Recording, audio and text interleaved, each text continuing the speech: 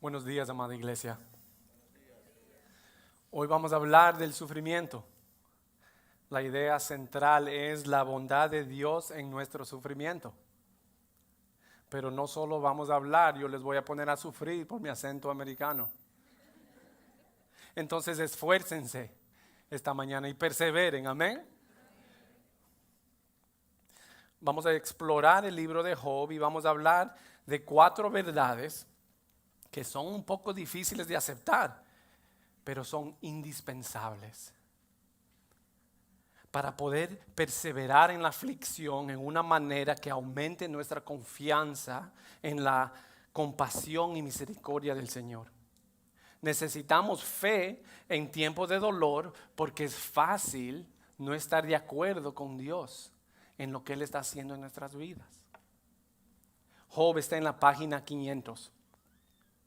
Job es un libro de sabiduría probablemente escrito para los israelitas que mantenían su fe en Dios cuando los reyes y toda la sociedad le abandonó a Dios. El libro de Job hubiera dado mucha esperanza y sabiduría para que ellos perseveren en la fe abajo de tremendo sufrimiento.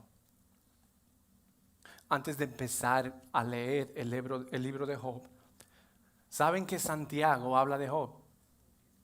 En el capítulo 5 de Santiago menciona a Job como un ejemplo que por la paciencia en el sufrimiento uno puede llegar a conocer la inmensa compasión y misericordia del Señor. Santiago también dice en su primer capítulo que si nos falta sabiduría, debemos pedirle a Dios. Amén. Entonces les pido que oren conmigo. Dios, generoso y compasivo, misericordioso, habla con nosotros esta mañana. Para el bien de tu iglesia, crece nuestro temor en tu majestuosa gloria y nuestra confianza en tu generosa compasión y misericordia a través del amado Hijo Jesús. Amén. Me imagino que muchos de ustedes ya saben la historia de Job, pero me permiten dar un breve resumen. Le conocemos a Job como un hombre temeroso de Dios y con la fortuna más grande de su región. Job vivía una vida exitosa y usaba su fortuna para bendecir a su comunidad, especialmente al pobre. Sus hijos se llevaban bien, qué bendición, ¿no? Gozaban juntos y Job regularmente ofrecía sacrificios a Dios en caso de que uno de sus hijos hubiera maldecido a Dios en su corazón. Job era un hombre de fe. Dios le escoge a Job para una tarea dura, pero muy gloriosa. Satanás le acusa a Job en la presencia de Dios de tener una fe falsa. Una fe que respetaba a Dios solo por lo que Dios le daba en su vida. ¿Se oye algo aquí? No. Bueno, Dios le permite a Satanás atacar a Job. Job pierde todo. En su duelo se asoman 3 amigos que vienen a consolar a Job y a corregirle a Job. Ellos dicen que Job obviamente es un pecador porque Dios solo permite a pecadores que sufran así. Job y los 3 amigos pasan casi 30 libros en un pleito. Al final Dios se asoma en una tormenta y revela una esquinita de su poder y su sabiduría. Job, viéndole, se arrepiente, se confesa que su propia sabiduría no es igual a la de Dios y que Dios puede hacer todo lo que Él quiere. Dios le bendice a Job y le perdona a los 3 amigos. Ahora regresemos al principio, ¿sí? Después de que Job es introducido, vemos una escena en el cielo que nos va a dar nuestra primera verdad. tenemos que entender lo que Satanás está haciendo en nuestro sufrimiento. Leamos el capítulo 1, 6 a 12. Un día, cuando los hijos de Dios vinieron a presentarse delante del Señor, Satanás vino también entre ellos. Y el Señor le preguntó a Satanás: ¿de dónde vienes? Entonces Satanás le respondió al Señor: de recorrer la tierra y de andar por ella. Y el Señor dijo a Satanás: ¿te has fijado en mi siervo Job? Porque no hay ninguno como él sobre la tierra. Es un hombre intachable, recto, temeroso de Dios y apartado del mal. Satanás respondió al Señor: ¿acaso teme Job a Dios de balde? ¿No has hecho tú una valla alrededor de él, de su casa y de todo lo que él tiene por todos los lados?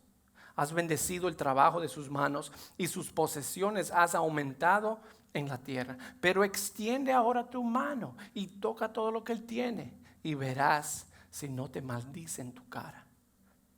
Entonces el Señor dijo a Satanás: todo lo que él tiene está en tu poder, pero no extiendas tu mano sobre él. Y Satanás salió de la presencia del Señor. Ese día Job perdió todo su ganado, casi todos sus siervos y todos sus hijos. Job era el más grande de los hijos del oriente y en un instante perdió toda su fortuna y casi toda su familia. Al perder todo, Job se levantó, rasgó su manto, se rasuró la cabeza y se postró en la tierra y adoró, diciendo: desnudo salí del vientre de mi madre y desnudo volveré a ella. El Señor dio y el Señor quitó. Bendito sea el nombre del Señor. Job no maldijo al Señor en su corazón. Pero viene más sufrimiento. Cuando Satanás regresa a la presencia del Señor, Dios de nuevo le presenta a Job. Dios le dice a Satanás que Job todavía conserva su integridad. Él no me ha maldecido. Satanás le pide permiso para atacar su cuerpo porque él dice que el hombre dará todo para salvar su vida. De nuevo Dios le da permiso a Satanás para que ataque a Job. Satanás vuelve donde Job y qué sé yo, le da como sarnas o nacidos. Ahora, ¿qué podemos ver de esta reunión celestial? Primero vemos que Dios gobierna todos los cielos. No solo los ángeles que se someten a Él, pero también Satanás, quien se rebela contra Él. Satanás tiene que pedir permiso a Dios para hacer una maldad contra Job. Hablando de Satanás, como que el micrófono se daña.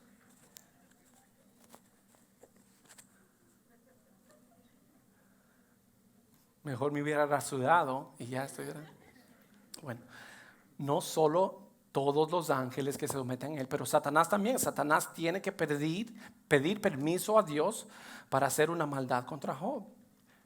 ¿Y quién es Satanás? Satanás significa el adversario. Satanás es el acusador de los hermanos, el diablo que anda caminando por toda la tierra como un león rugiente buscando a quien devorar.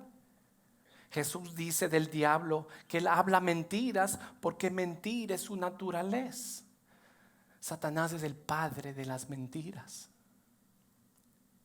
Satanás es un mentiroso que se opone a Dios y se opone a los propósitos de Dios. Pero ¿cuáles propósitos? Bueno, saben que desde antes de la creación, Dios propuso a salvar a su pueblo a través del sacrificio de su Hijo. El plan de Dios desde el principio fue crear a humanos para que nosotros disfrutemos su amor y nos gocemos en Él, alabándole y con toda gana obedeciéndole. En Juan 17, Jesús, la oración de Jesús explica que ese amor reservado solo para el Hijo perfecto, Él quiere compartir ese amor con nosotros.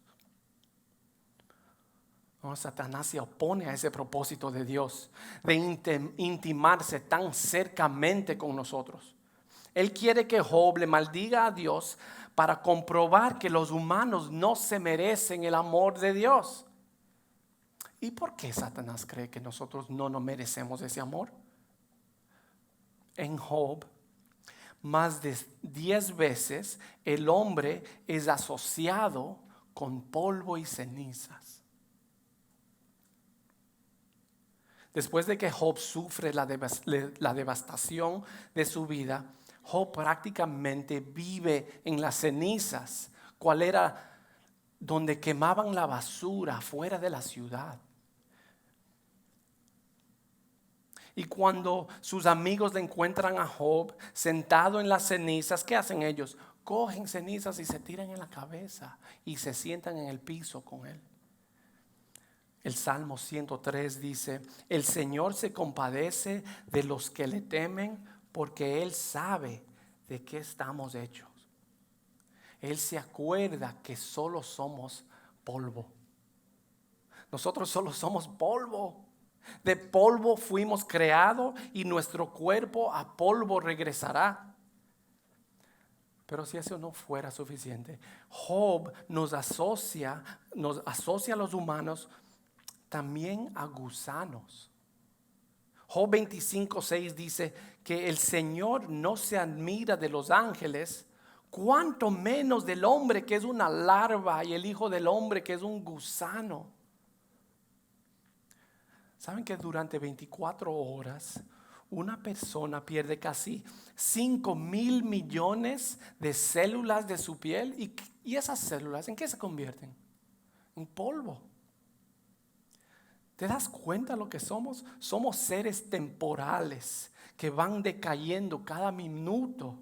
En cambio, Dios es eternamente inmutable. Él no cambia. Él no se está decayendo. Y peor, somos como larvas y gusanos que disfrutan lo podrido, lo rancio, lo corrupto. Nos gusta el pecado. En cambio, Dios odia el pecado. Él es completamente santo, puro y limpio. Comprendiendo eso, podemos entender la pregunta de Job en el capítulo 7:17. ¿Qué es el hombre para que lo agrandezcas? Para que te preocupes de él. O el discurso del Salmo 8 que dice: ¿qué es el hombre para que te acuerdes de él? Y el Hijo del Hombre para que lo cuides. Sin embargo, lo has hecho un poco menor que de los ángeles y lo coronas de gloria y majestad. Corona de gloria y majestad para gusanos. Y esa corona no es una corona cualquiera, pero es la corona de su eternamente perfecto Hijo, que tomó nuestra forma para tomar nuestros pecados en la cruz y compartir su santidad y su herencia con nosotros. Cuando entendemos eso correctamente, quiénes somos y qué tanto Dios ha hecho por nosotros en la cruz, nos humillamos delante de Dios y nuestros corazones son invadidos con gratitud y alabanza a Dios por su compasión y misericordia. Satanás se opone a ese propósito de Dios. Entonces va por todo el mundo mintiendo. Él nos miente sobre quién somos y nos miente sobre quién es Dios. Las mentiras de Satanás siempre nos hacen dudar de Dios y crecer en orgullo egocéntrico. Él sabe que el orgullo nos hace alejar de Dios porque le empezamos a criticar a Él. Criticar su sabiduría, criticar su bondad. Él sabe que Dios resiste a los orgullosos, pero da gracias a los humildes. Satanás quiere usar nuestro momento en sufrimiento para aumentar nuestro orgullo y separarnos de Dios. Te digo la verdad. Cuando no estás de acuerdo con lo que Dios está haciendo, con el sufrimiento que Él ha asignado en tu vida, El problema nunca es Dios, o su falta de poder, o su falta de amor, o su falta de sabiduría. Siempre es nuestra falta de conocimiento. Y si perseveramos en la fe humildemente, vamos a llegar a ver que los planes de Dios, aunque incluyan sufrimiento, siempre han sido los perfectos planes. Es nuestro orgullo que nos hace creer que nos merecemos una vida exitosa y libre de sufrimiento. Es nuestro orgullo que nos hace creer que somos suficientemente buenos y merecemos su perdón y su gracia. Es nuestro orgullo que nos hace creer que nuestras metas son mejores que las metas de Él. Es nuestro orgullo que nos lleva a decir, mañana me arrepiento, como si Dios nos debe el mañana. Es nuestro orgullo que nos motiva a abandonar a Dios porque no estamos de acuerdo con Él. Eso es lo que Satanás quería hacer en Job. Hasta su propia esposa lo dice. Maldice a Dios y muérete. Pero Dios no le iba a dejar a Job solo. Por eso Dios está tan seguro que Job no le va a maldecir, porque Dios guarda a los suyos para presentarlos sin mancha en la presencia de su gloria, con gran alegría. Si tú estás sufriendo y luchando para perseverar y mantener la fe, no son tus fuerzas las que te ayudan a aguantar. Aunque te sientas abandonado por Dios, no lo estás. Porque Jesús tomó sobre Él el abandono que tú te mereces. Y por su sacrificio nosotros recibimos la promesa que Él nunca nos abandonará. Confía en Él, apártate del mal, para que perseveres en la fe y llegues un día a ver qué grande su misericordia es. Qué bella su compasión realmente es. Entendiendo lo que Satanás quiere hacer en nosotros, es necesario conocerle a Dios cada día más. Esa es la segunda verdad. Tenemos que conocer quién Dios verdaderamente es. A veces el dolor es tan fuerte que nos desesperamos.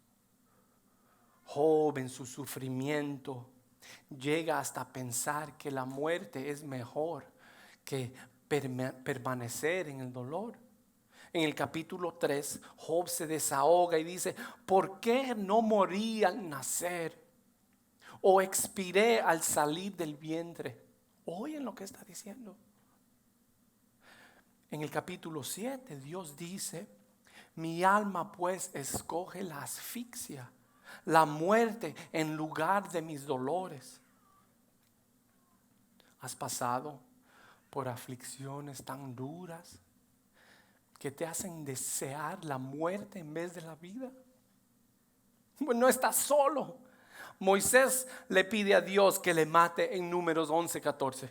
Y Elías en el primer libro de Reyes 19, Elías le pide a Dios que le mate. Y Jeremías en el capítulo 20:14 maldice el día que nació, prefiriendo la muerte en vez del sufrimiento. Y Pablo, en la segunda carta a los Corintios, él dice que sufrió tanto en Asia que perdió las ganas de vivir. Pero gracias a Dios todos perseveraron con la ayuda de Dios. Pero y Jesús en el jardín Getsemaní, él persevera pacientemente, aunque su alma afligida está lista para morirse. Y en su profundo dolor Jesús ora, Padre mío, si esta copa no puede pasar sin que yo la beba, hágase tu voluntad. Jesús es el capitán de nuestra fe, ¿sí?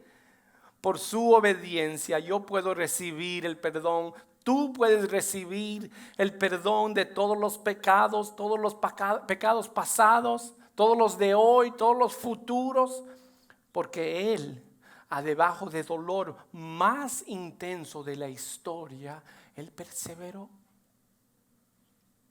En el libro de Job hay varios discursos sobre la soberanía de Dios, sobre su majestad, sobre su bondad, sobre su sabiduría. Y esos discursos nos hacen recordar que toda la creación grita: Dios es majestuoso y se merece alabanza. Los detalles del cuerpo humano gritan: Dios sabe todo. El ciclo del agua grita: Dios tiene toda la sabiduría. La grandeza del universo grita: Dios es más grande. La belleza de los colores del atardecer gritan: Dios es más bello. El poder del viento y el trono grita: Dios es más poderoso. Pero ninguna obra de Dios grita más claramente sobre su poder y justicia, sobre su sabiduría y conocimiento, sobre su misericordia y amor, que el sacrificio de su Hijo en la cruz. Escuchen la sabiduría y la misericordia de Dios en lo que dice Pablo en Efesios 1. Versículo 3 empezando dice: bendito sea el Dios y el Padre de nuestro Señor Jesucristo, que nos ha bendecido con toda bendición espiritual en los lugares celestiales en Cristo, porque Dios nos escogió en Cristo antes de la fundación del mundo para que fuéramos santos y sin mancha delante de Él. En amor nos predestinó para adopción como hijos mediante Jesucristo, conforme a la buena intención de su voluntad, para alabanza de gloria de su gracia que gratuitamente ha impartido sobre nosotros por el amado.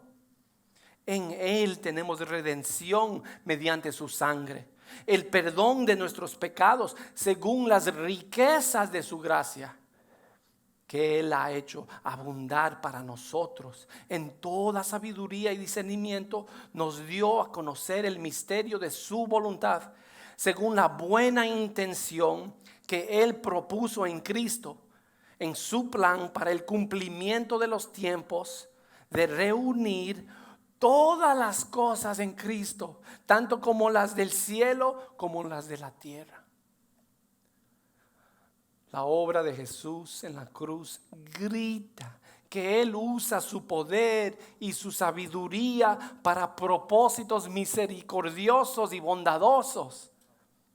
En Jesús tenemos la riqueza de su gracia. En Jesús tenemos las bendiciones con toda gracia. En Jesús encontramos la buena intención de Dios para nosotros. Nunca podrás entender tu propósito correctamente. Nunca podrás entender el propósito de tu sufrimiento correctamente si no lo interpretas por el medio de la misericordia de Dios en la cruz de Jesús. Job entendía algo de eso. Y en fe, él conocía la bondad de Dios y que Dios era su única esperanza. Yo creo que eso es lo que le lleva a Job a declarar en el capítulo 13: aunque Él me mate, en Él esperaré. Job está diciendo que Dios es la persona que aprobó sus sufrimientos, porque Dios es perfectamente soberano. Pero Job también está diciendo que ese mismo Dios es su única esperanza. Miren lo que sabe Job. Él sabe que él no está de acuerdo con lo que le está pasando, pero él también sabe que si abandona a Dios, ¿a dónde va a ir? ¿Dónde él va a encontrar sabiduría si toda la sabiduría está en Dios? ¿Dónde él va a encontrar descanso si los únicos que se descansan son los que encuentran refugio en Dios? ¿Dónde él va a encontrar algo bueno si todo lo que es bueno viene de Dios. ¿Dónde Él va a encontrar salvación si Dios es el único que salva?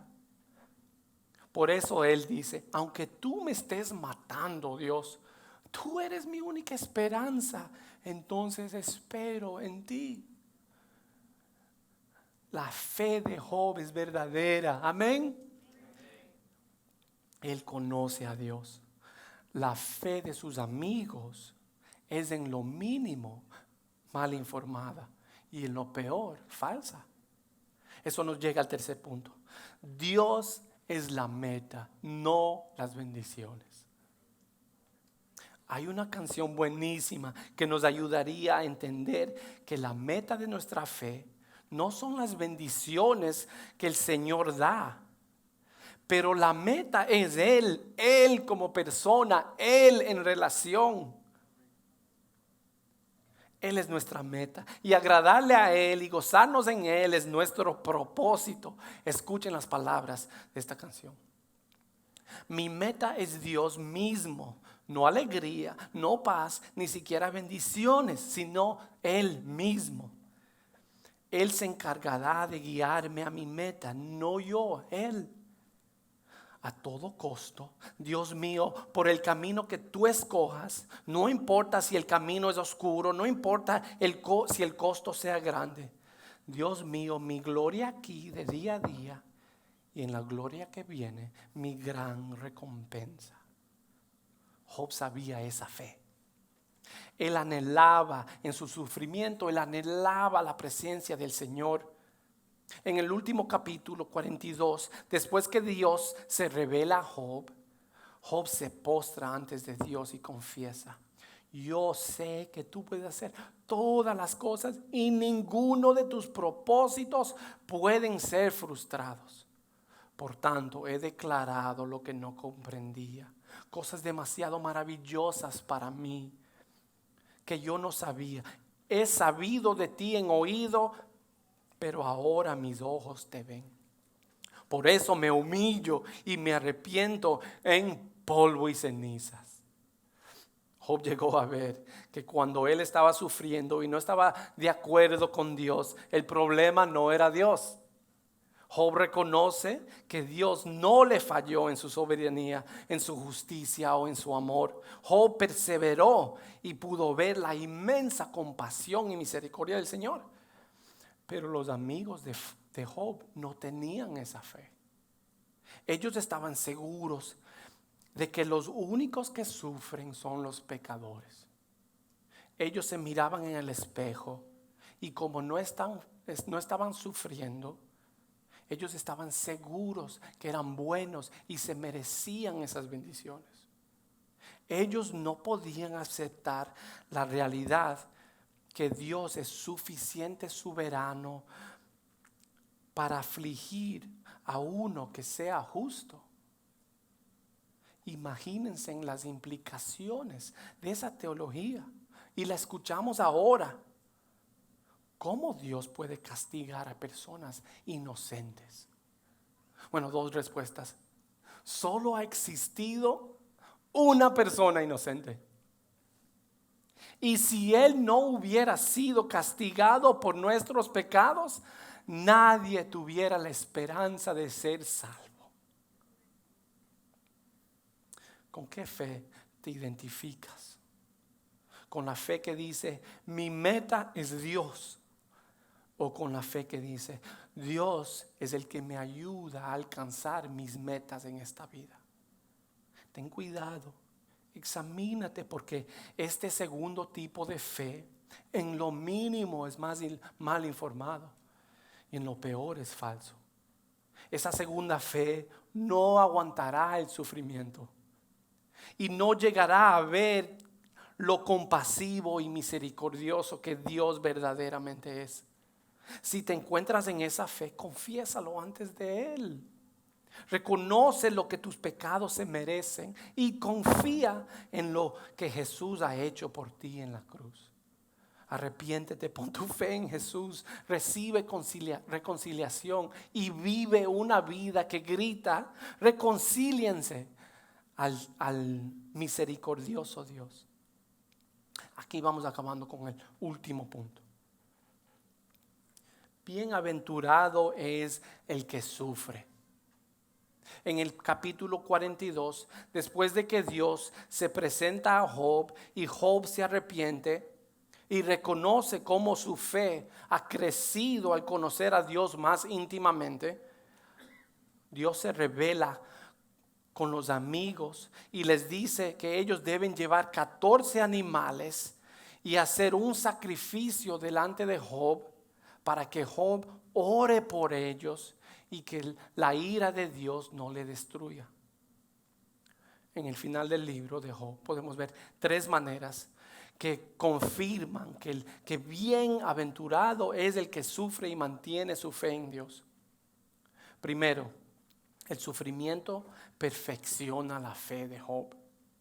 Como Santiago lo dice, pruebas perfeccionan nuestra fe. A veces ese premio de que mi fe madure, de que mi fe se fortalezca, de que mi fe se perfeccione, no es muy atractivo. Pero si nuestra meta realmente es Dios, es solo con el crecimiento de nuestra fe que le vamos a conocer más. ¿Cuál es tu meta en esta vida? Tu meta en esta vida será el filtro con cual interpretas el sufrimiento que te toque vivir. Tu meta en esta vida será el filtro con cual interpretas el sufrimiento que te toque vivir. ¿Cuál es tu meta en esta vida? Segundo, Dios nos usa para su gloria y su reino, especialmente cuando estamos sufriendo. ¿Se acuerdan de la escena celestial que vimos cuando Satanás se opone a Dios? Y el resto de los ángeles, ellos estaban escuchando, oyendo. Ellos pudieron ver cómo el sufrimiento de Job gritaba: la sabiduría de Dios es perfecta. Ellos glorificaron a Dios porque Job perseveró en la fe y no maldijo al Dios en su corazón. ¿En qué manera tan grande Dios usa nuestros esfuerzos de perseverar en la fe? Pero también, como si eso no fuera honra suficiente por el sufrimiento de Job, sus 3 amigos son salvados. Dios usa el sufrimiento de Job para salvar a otros. Es por eso que un pastor, un misionero, sacrifica su vida y voluntariamente sufre mucho, con la esperanza que Dios use su sufrimiento para salvar a otros. Pero ese llamado no es solo para pastores y misioneros. Ese llamado es para toda la iglesia. Escuchen lo que Pablo dice a la iglesia en Filipos. Porque a ustedes se le ha concedido por amor a Cristo no solo creer en Él, sino también sufrir en Él. Bienaventurado es el que sufre en Él. Y el tercer punto, Dios restaura la fortuna de Job. Y no le deja no le da solo lo que Job perdió, pero le da doble en su fortuna. Dios le da 10 hijos nuevamente, y esta vez sus hijas reciben su propia herencia. ¿Y qué nos espera a nosotros si perseveramos en la fe? Los hijos de Dios que confían en la obra de Jesús y persiguen a ser moldeados a su imagen, nos espera una gloria, una herencia tan bella, tan increíble, tan segura, tan maravillosa, que no puede ser comparada para los sufrimientos de este mundo.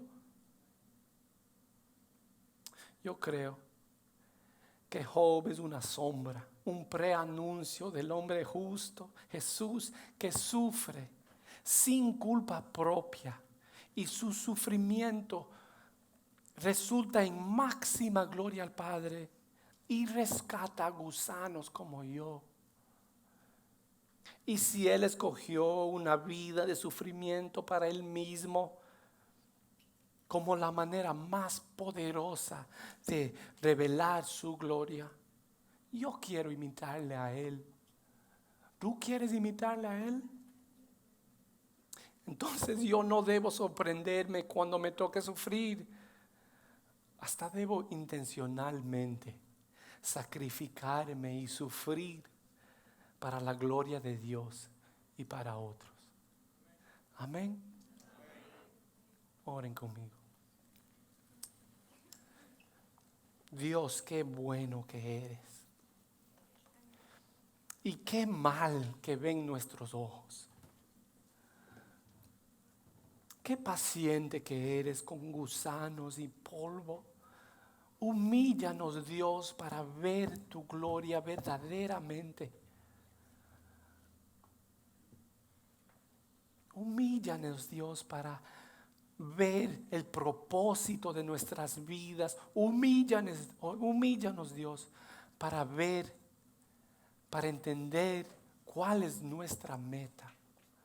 Te pido, Dios, que hables en nuestros corazones, que nos fortalezcas nuestra fe para darte gloria a ti y para perseverar en el sufrimiento.